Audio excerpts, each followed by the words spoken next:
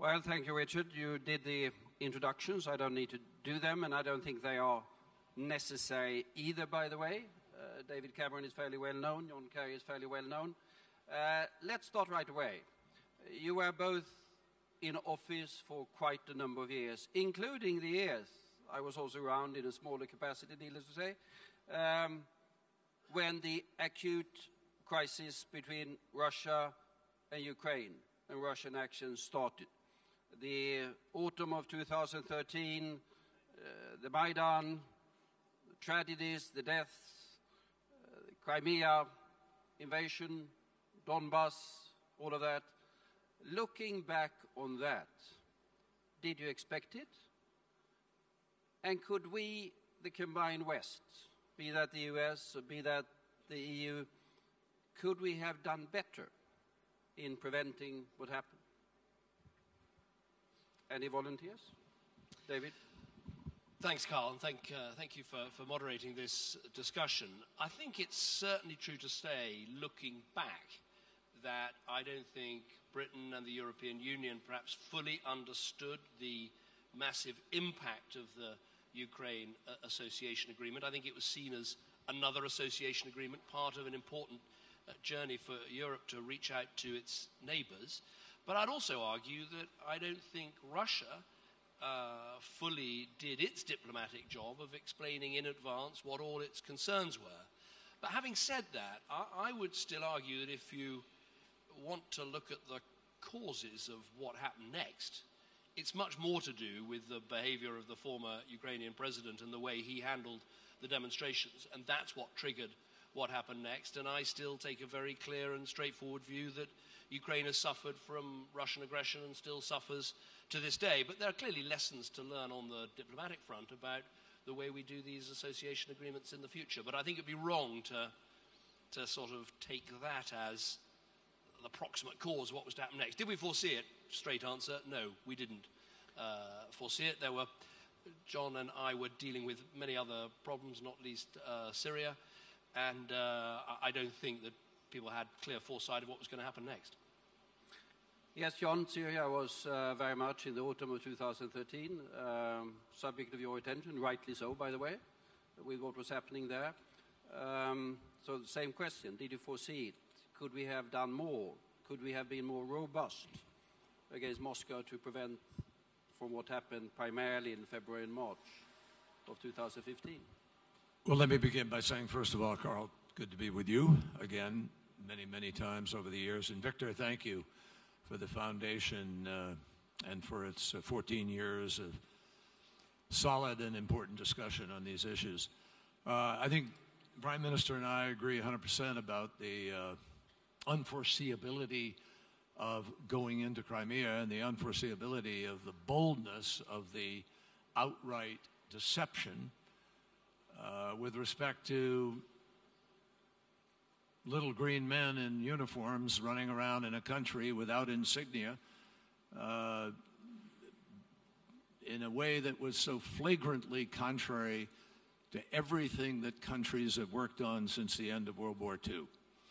This was a profound breach of the international order, a unilateral move by a major power into another nation, an invasion of a kind, and it's had its profound implications. That said, it is not talked enough about, I think, the success of the response. There was a debate, a hot debate, you may all recall. You know, do you send troops in? Do you have to put people on the ground? Do you send lethal weapons, offensive? What's the method here? And I think, frankly, that the calibration with respect to sanctions, with a unity on behalf of Europe and the United States, coupled with the reassurance program that we put in place, some $4 billion on the ground to expenditure in the frontline states, and the deployment of troops over time to those states, as well as increased training and increased capacity building, has had a profound impact. I think the meeting in Wales of NATO and the G20 was an extremely important step, that made it clear that the cost was going to be extremely high if indeed Russia decided to go further.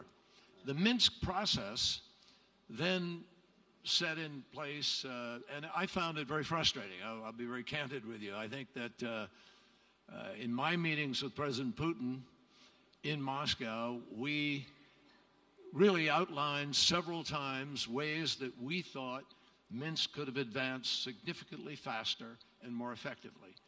And I haven't said this before publicly, but I say it now. I think that the Normandy process wound up somehow dissipating the capacity to have momentum and agreement.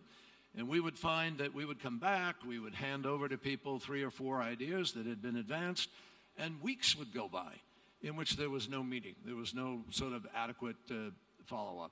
So I think we've lost opportunity. I think the fact that President Putin has now put on the table the notion of some forces, UN, helmeted, conceivably. I know there was a debate earlier a little bit about that.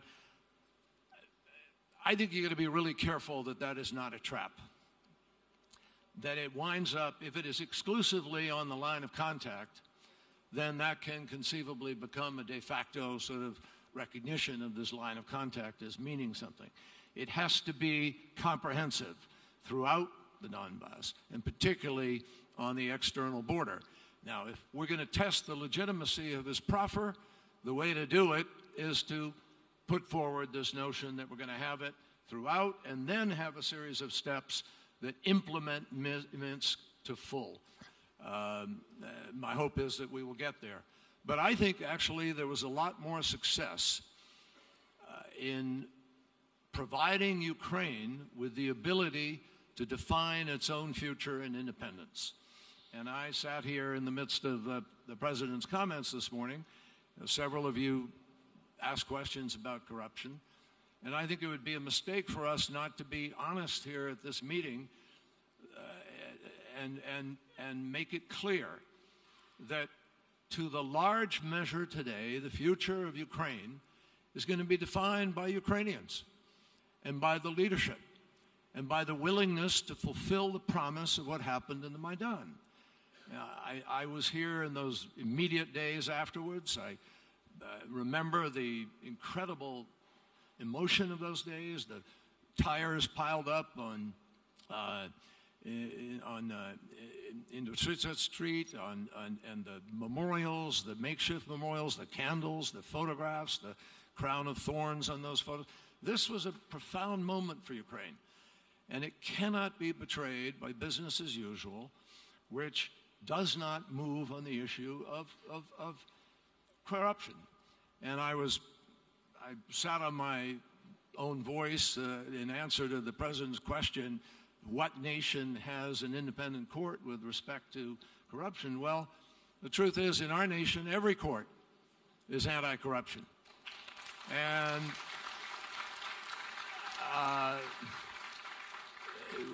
even now, you see a special prosecutor investigating the President of the United States.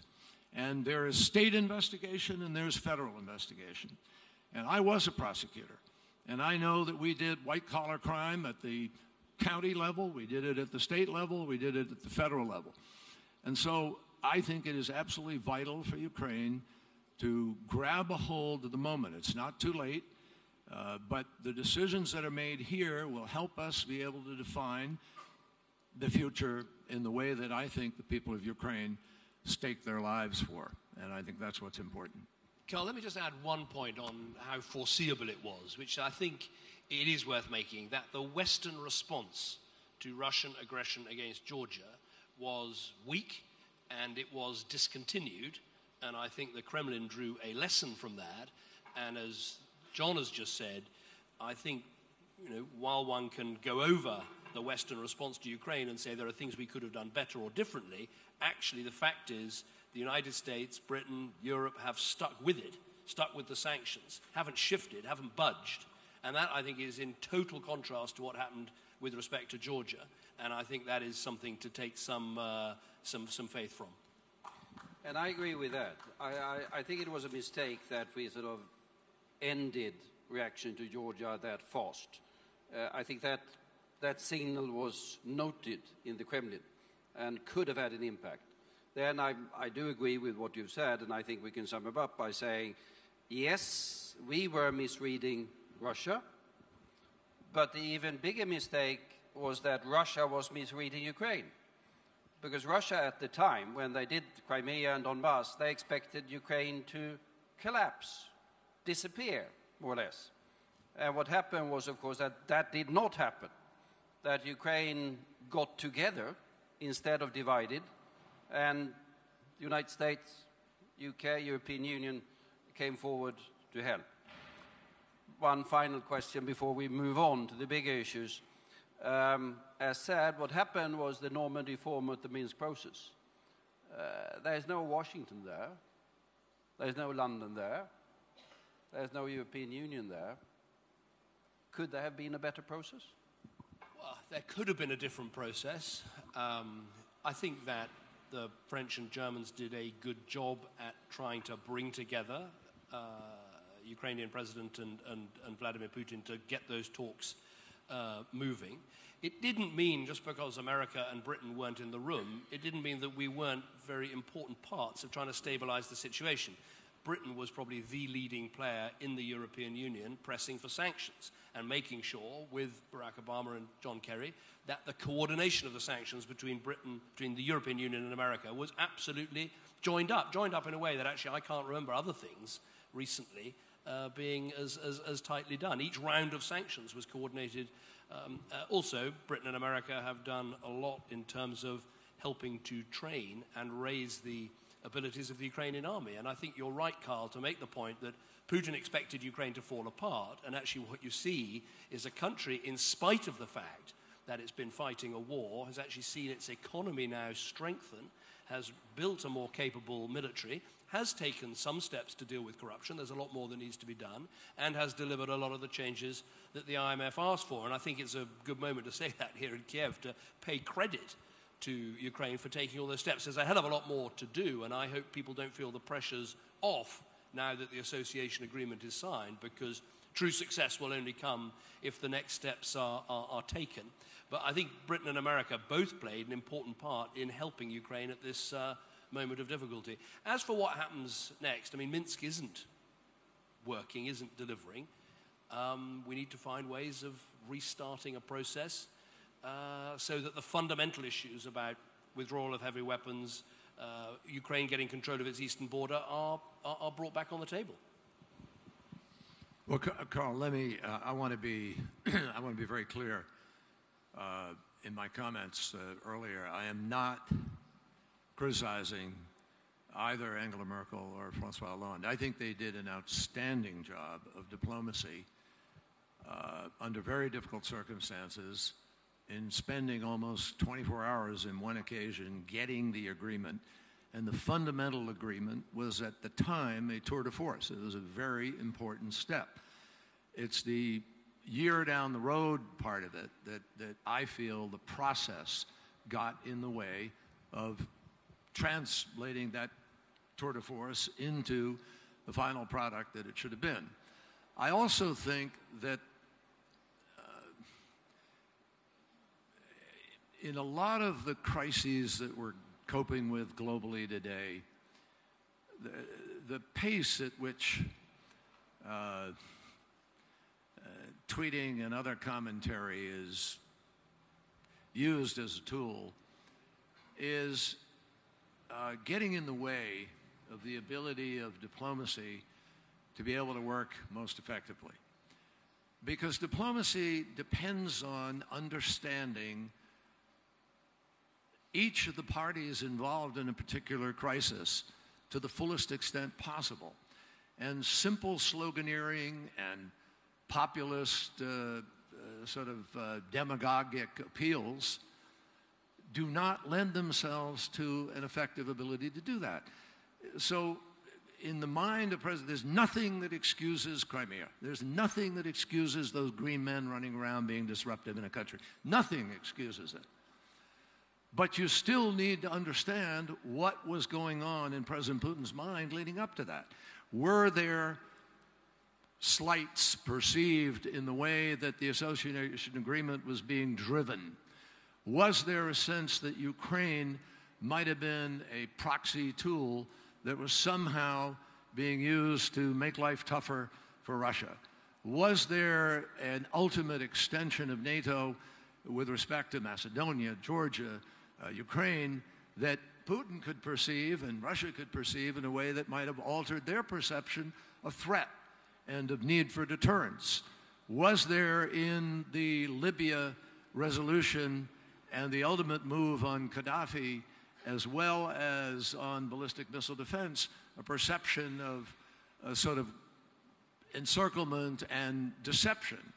And if those things are true, that they are a perceived sense of the game that's being played, then you have to examine what your options are perhaps a little more carefully.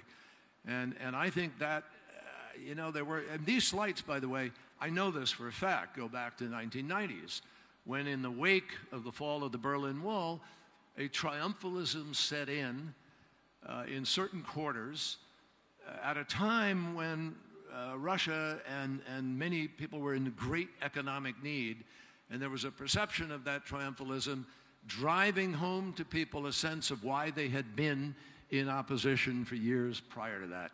If you don't factor in all these kinds of things very carefully, then you can really miscalculate what's going on.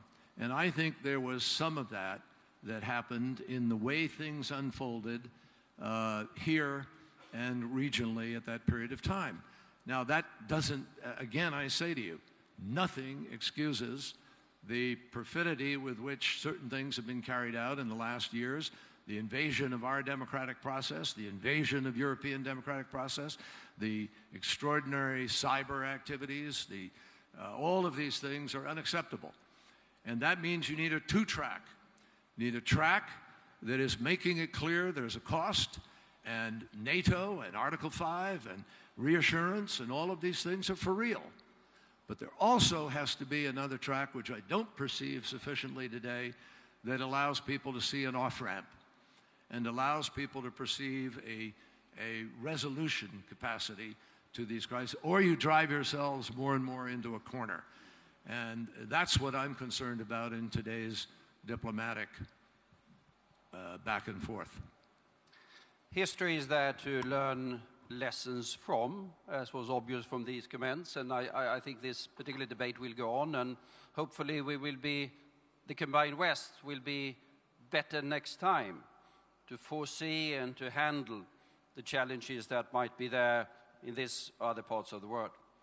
Going back to the bigger theme of our session, and where we started this morning, we have behind us a year that was horrible, with populism and primitive emotions overcoming the political systems without going into any particular details about the United Kingdom, easily done, or any particular details about the United States, easily done.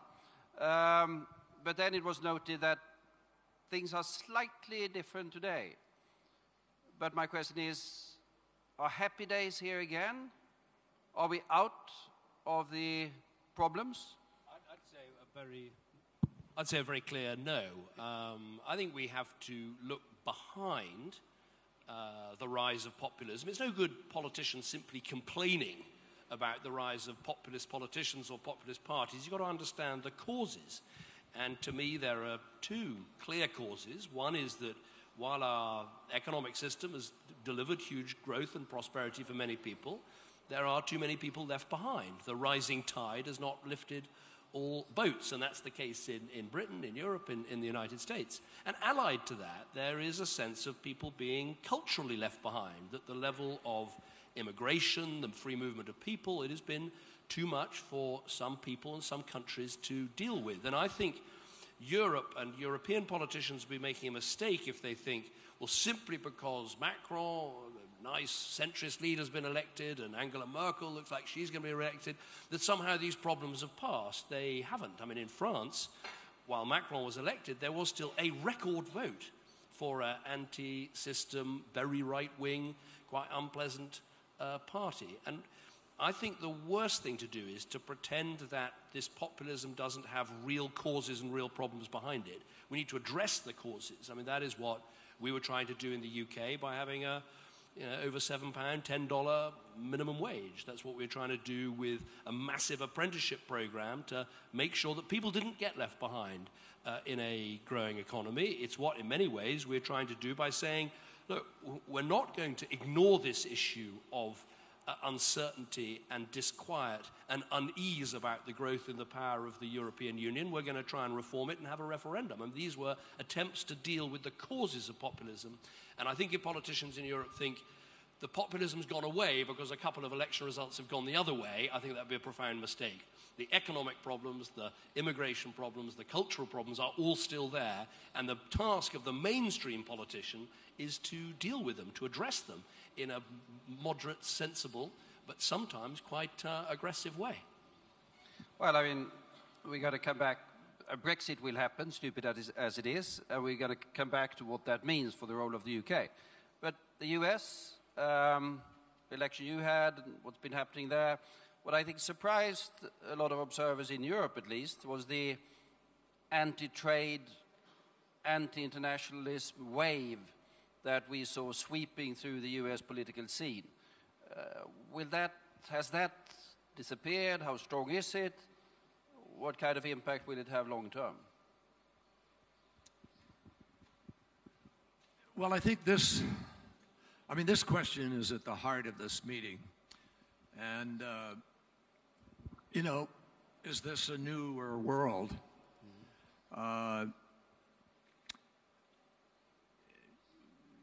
think if you look at the course of history, and it's important to look at it, what we're seeing today is not new. In fact, it's really old.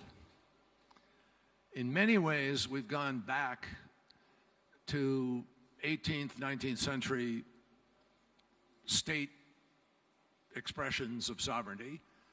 The world we're living in is much less like the 20th century, and it has yet to be fully defined for a lot of different reasons. I mean, the world of the 20th century was bipolar. It was essentially driven by the two world wars and by the fight of the Cold War, and millions upon millions and millions of people died. Far fewer people are dying today, by the way, in violence, and certainly state on state. What's dominating today are sort of non-state actors. And power is less hierarchical. It's more networked in many ways. And there's more freedom for people to be able to grab power and exercise power in different ways. Witness, social media, and fake news, and so forth. So what is also happening is that at this particular moment, the world is witnessing industrial revolution size change, but it's coming at digital pace. And no government in the world is organized in a way that allows them to deal with it. Not ours, none that I've looked at. I left being the Secretary of State after 28 years in the Senate and 4 years as Secretary of State, convinced that what's going to save us from ourselves, ultimately, if we're going to deal with climate change and energy, and 2 billion people who are under the age of 18, and 1.8 billion who are between the ages of 15 and 24 who want opportunity and need to go to school. I mean, this is our challenge. And we're wasting extraordinary amount of time on process and, back and forth. We don't have that kind of time. And I think the average citizen in a lot of countries kind of understands that inherently. And their lives are not being served in the way they ought to be served by governance or by globalization. You look at the financial upheaval of 2008 in the United States, that's a lot of what you were seeing in our election in America. If somebody had a $200,000 mortgage on a home at the end of 2008, 2009, they still had a $200,000 mortgage, but their house was worth about $100,000. And that's painful. And those people are angry. And if you go country to country to country, you will find people who are not getting ahead and not sharing in the benefits of what governance is supposed to be doing for them and the private sector is supposed to be doing for them. So the anger you see today is, this isn't new, this is politics. I had a professor at university who said to me, who said to everybody in a lecture once, he said, all politics is a reaction to felt needs. And I didn't understand it when I heard it. Boy, do I understand it now after years in the career. It is felt needs. It's not just real needs, it's felt perception. And all around the world, people feel alienated, divorced, separated from government. And where it's corrupt, you got a real problem. And I'm telling you, I was shocked. David Cameron deserves enormous credit for, as a sitting prime minister, hosting a corruption conference in London in which countries were named.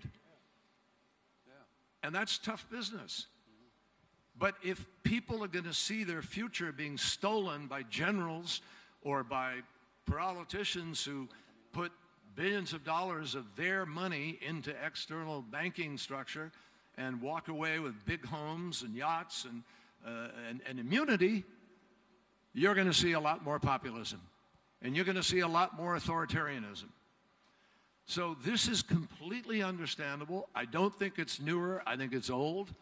And I think if we don't pull our act together fast on a governance level and also harness the energy of the private sector more effectively to solve some of these problems, we're going to see more of it, not less of it. And what we got in Germany and France, hopefully in Germany and so forth, is a reprieve. But if Macron fails, if Germany and Europe can't pull it together in the context of Brexit and where we're heading, we're going to all face a much more difficult kind of challenge, I think, with respect to governance.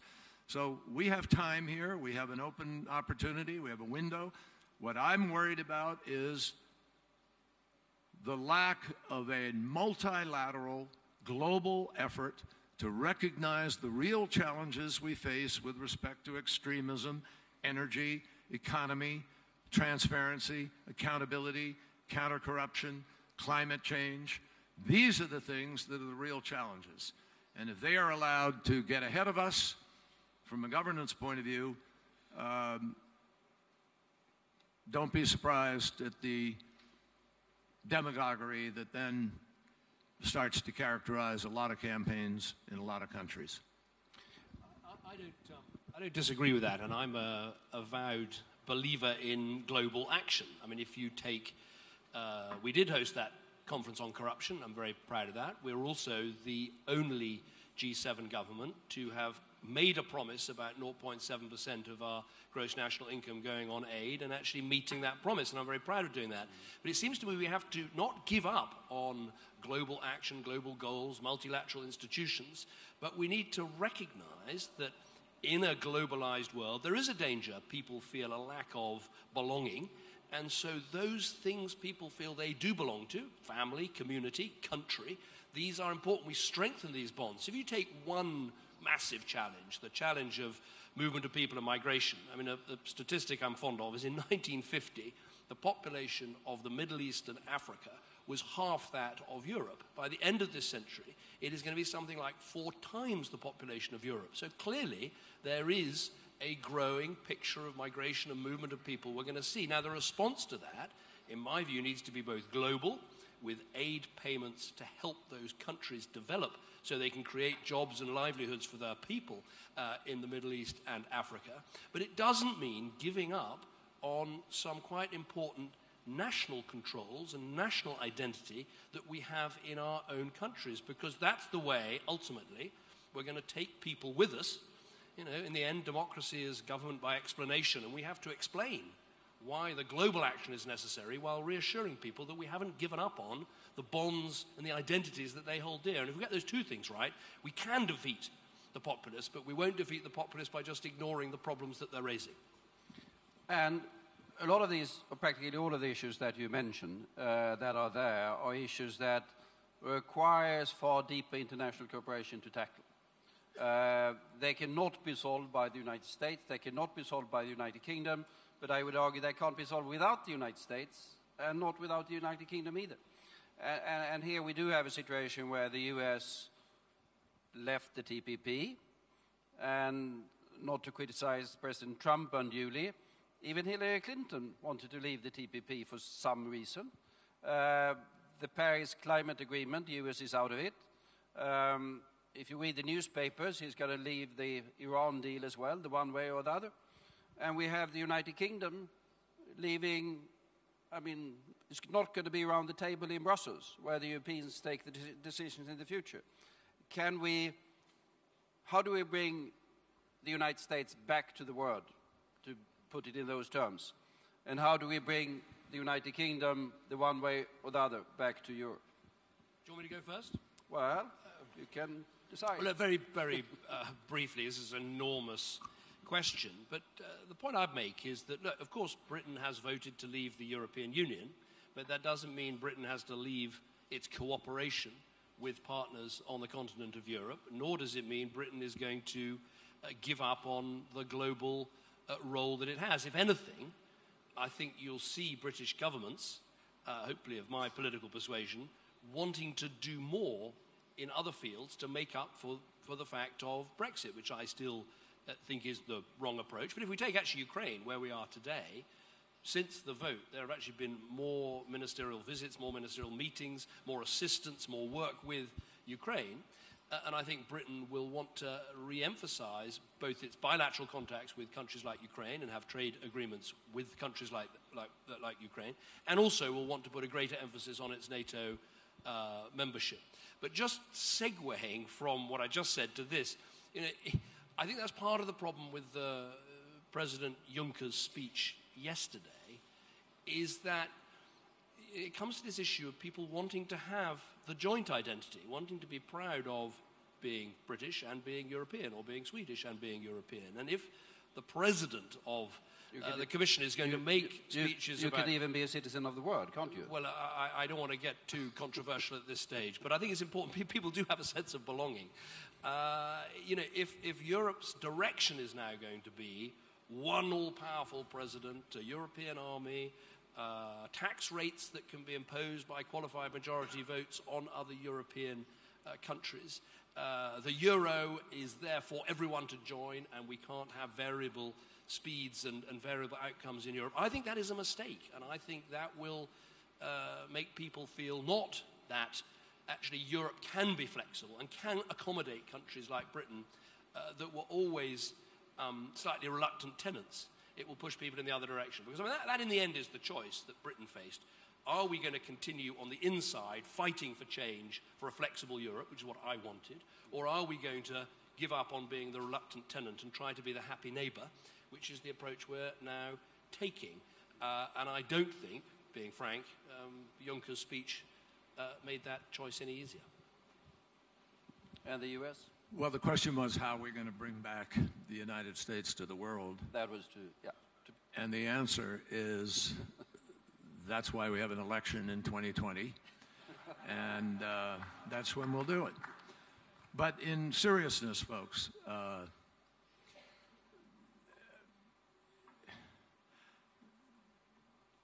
I can understand if somebody has a problem with TPP and you want to renegotiate and you think TPP, for whatever reason, was not a good agreement. It's difficult to tell that to the Japanese and the Vietnamese and a bunch of countries that gave up enormously to create a market which would have accepted an enormous number of American goods. But I can understand people have objections to it. To me, therefore, the quick political win would have been to renegotiate the points that you think were not good and come back. I think the president, as the great deal maker, had an opportunity to make the deal and to go bring it back and say, see, I improved it. And then you have something better. Now you have 11 countries that have decided to go it on their own. And I do not see how the United States of America or the region is advantaged by that.